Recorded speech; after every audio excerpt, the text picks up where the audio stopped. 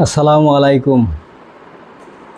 অনেক দিন আগের কথা, একটা হাদিস জামাতে নামাজ পড়ার গুরুত্ব প্রসঙ্গে, মানে রাসূল সাল্লাল্লাহু আলাইহি ওয়াসাল্লাম বলেছেন যে যারা আজান শুনলো বিনা ওজরে মসজিদে জামাতে নামাজ না পড়ে ঘরে নামাজ পড়লো, তাদের ঘরবাড়ি জ্বালিয়ে দিতে ইচ্ছা করে, কিন্তু সম্ভব না এই কারণে যে সেখানে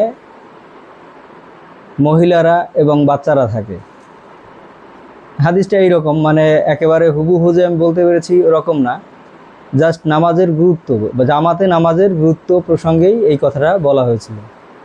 তো আমার এক বড় ভাইয়ের সাথে এই বিষয়ে বললাম যে রাসূল সাল্লাল্লাহু আলাইহি ওয়াসাল্লাম বলছে যে আজান শুনে মসজিদে জামাতে নামাজ পড়তে না গেলে তাদের বাড়িঘর জ্বালিয়ে দিতে চাইছে রাসূল সাল্লাল্লাহু আলাইহি ওয়াসাল্লাম। তার মনে ইচ্ছা হয়েছে যে তাদের বাড়িঘর জ্বালিয়ে দেই।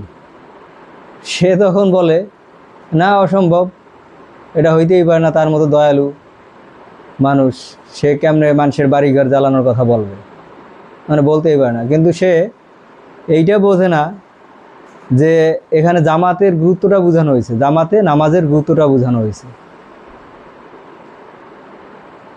প্রসঙ্গ তো বাড়িঘর জ্বালায় দেওয়া না, প্রসঙ্গ হচ্ছে জামাতে নামাজের গুরুত্ব।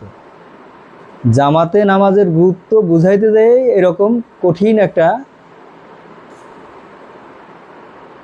মানে নির্দয়তা বা দয়াহীনের মতো কাজের সাথে তুলনা করা হয়েছে।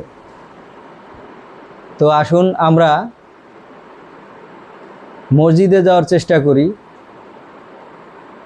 ওজোর ব্যতীত প্রতিনিয়ত জামাত মিস করা এজন্য শাস্তি ভোগ করতে হতে পারে। তো আসুন আমরা মসজিদে যাই, জামাতে নামাজ আদায় করি। ধন্যবাদ।